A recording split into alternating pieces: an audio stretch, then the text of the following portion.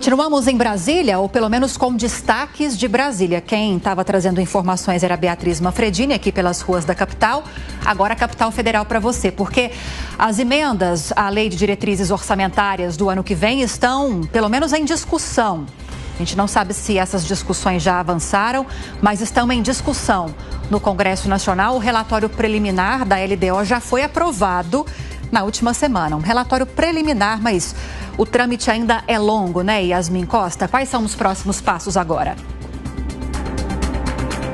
Olha, a princípio, o próximo passo imediato já acontece na quinta-feira, quando termina o prazo para os parlamentares apresentarem emendas a esse projeto de lei de diretrizes orçamentárias do ano que vem. E quem são esses parlamentares que podem apresentar? Não é qualquer um parlamentar, né, Lívia? São os parlamentares que fazem parte da Comissão Mista de Orçamento. Vale lembrar, o ponto-chave envolvendo a LDO de 2024 é justamente a questão da meta de rombo zero nas contas públicas. O governo poderia mandar uma mensagem modificativa aqui para o Congresso Nacional, mas não fez esse movimento. Na semana passada era o prazo final antes de começar a votação do parecer preliminar, mas ainda há uma possibilidade da mudança no rombo zero das contas públicas, no déficit zero que está previsto para o ano que vem.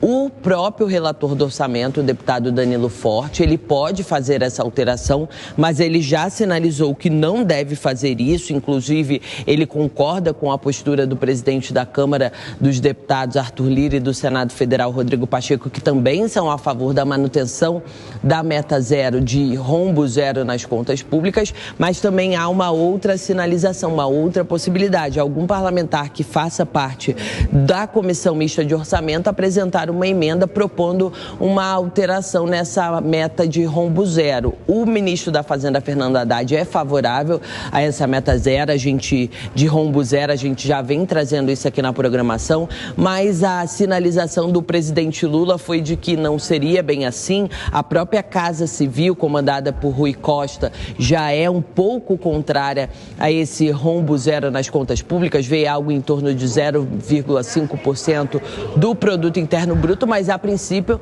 mantém-se essa postura na Lei de Diretrizes Orçamentárias do ano que vem, com a previsão de déficit zero. Outro ponto que também a gente vai ficar acompanhando é a questão da criação de emendas de bancadas partidárias, porque o deputado Danilo Forte, o relator do orçamento, ele quer propor uma modificação, o quê? Trazer aqueles recursos que seriam destinados para aquelas que ficaram conhecidas como orçamento secreto, trazer para essas emendas de bancada para os partidos, mas ainda precisa também de uma negociação para fechar todo esse texto da Lei de Diretrizes Orçamentárias do ano que vem, que não aloca recursos, só traz as metas e prioridades do governo com relação a como eles vão gastar o dinheiro. E ainda vale lembrar, né, Lívia? Além da LDO, é preciso votar até o final do ano o orçamento propriamente dito, a lei orçamentária anual, e a gente está aí há pelo menos 5 semanas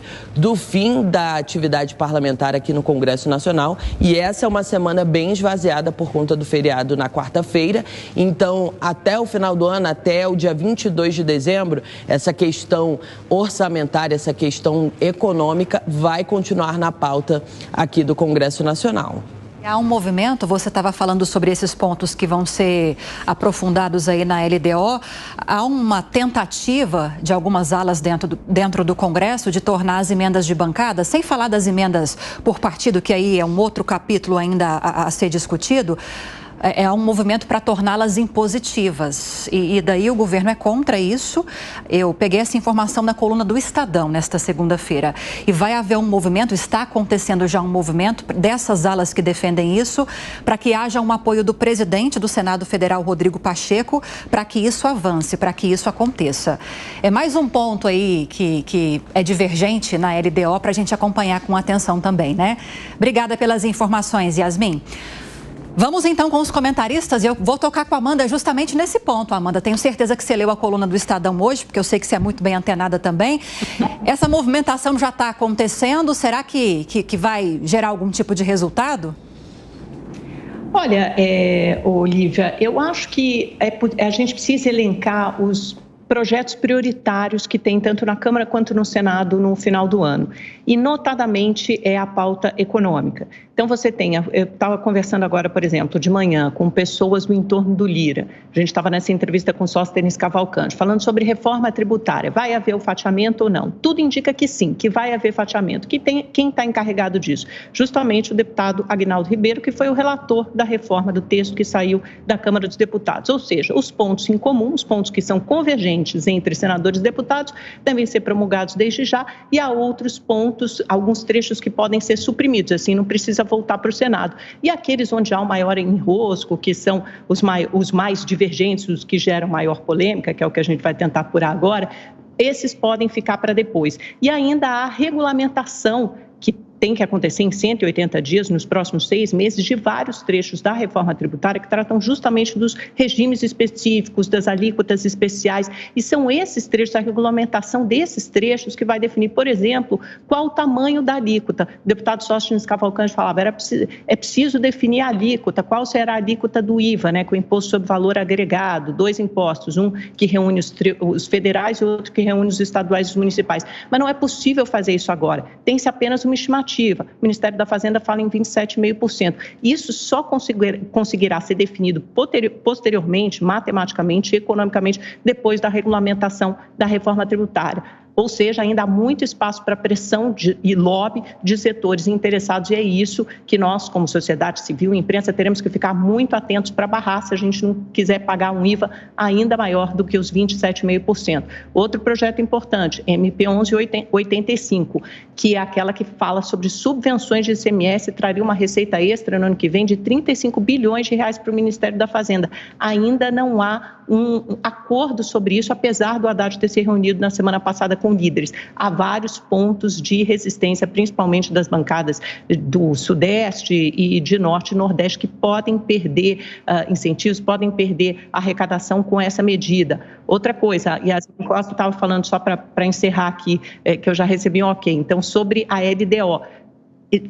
Até quinta-feira, né, que é dia 16, a gente terá notícias sobre quem venceu essa queda de braço, se foi Rui Costa da Casa Civil ou se foi Haddad da Fazenda. O Haddad resiste em mudar essa meta agora. Ele quer empurrar isso mais para frente para saber quais projetos serão aprovados e quanto de arrecadação extra ele terá no ano que vem. Já o Rui Costa é a favor de uma emenda de algum deputado da base na CMO já a partir de quinta-feira e votar isso no relatório do Danilo Forte. Então a gente vai ter que ficar muito atento a essas questões que vão dar as diretrizes do ano que vem. Vai dar tempo de discutir tudo isso em tão pouco tempo, Cláudio? Vai não, Colombo.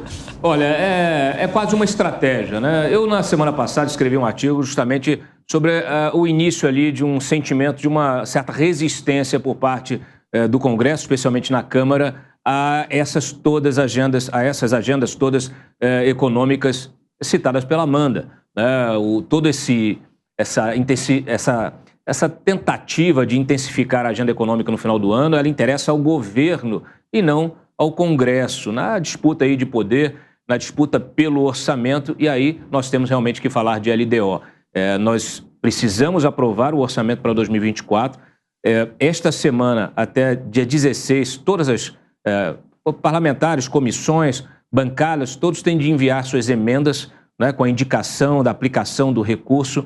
Nós temos a tentativa aí de que se crie emendas partidárias, que é um negócio bastante complicado, bastante polêmico, e é natural, isso já parte de uma estratégia realmente da política aqui em Brasília. Vão alargando, estreitando, vão adiando ao máximo para que tudo seja aprovado a toque de caixa, sem qualquer chance, né, da sociedade tomar conhecimento do que está sendo realmente aprovado. É disso que se trata. Final do ano, o Congresso não deve avançar nessas pautas de interesse do Planalto e vai tocar o seu próprio interesse. Infelizmente, esse também não é o interesse do resto da sociedade. Amanda? Não, só para voltar a falar um pouco sobre emendas, que a Lívia tinha perguntado, eu fiz uma introdução aqui e acabei não respondendo.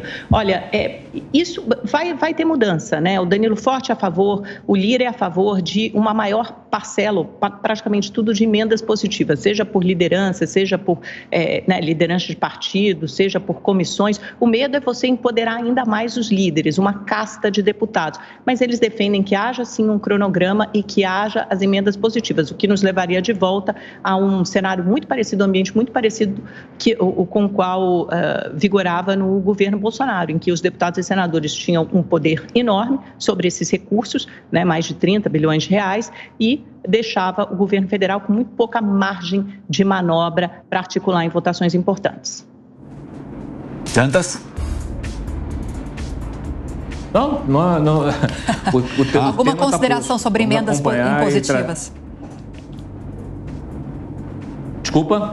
Alguma consideração sobre essas questões das emendas impositivas, Dantas, ou não? Não, as emendas impositivas, aquelas que já são de conhecimento público, que já foram efetivadas anteriormente, não há nenhum problema em relação a essas emendas. O problema é quando você torna obrigatórias emendas, você cria emendas partidárias impositivas. Essa é a grande discussão, essa é a grande novidade e, infelizmente, ela se afasta de uma iniciativa anterior, trazida, inclusive, aqui por mim na Jovem Pan, cuja origem foi, por medida ali, uma iniciativa do próprio Danilo Forte, o relator. Eu achei que era uma grande solução, que era você criar um calendário obrigatório de pagamento de emendas, né? Era uma proposta muito importante, acabar com o toma lá da cá do governo com o Congresso, porque hoje o governo usa justamente aquelas emendas, a liberação do recurso das emendas, para conseguir a aprovação de matérias de seu interesse. Então, esse dispositivo, ele acabaria com essa barganha, né? Isso ajudaria muito o ecossistema político em Brasília, ajudaria o país, ajudaria toda a sociedade. Infelizmente, essa proposta foi relegada, foi deixada de lado para dar lugar a essas emendas partidárias, que elas são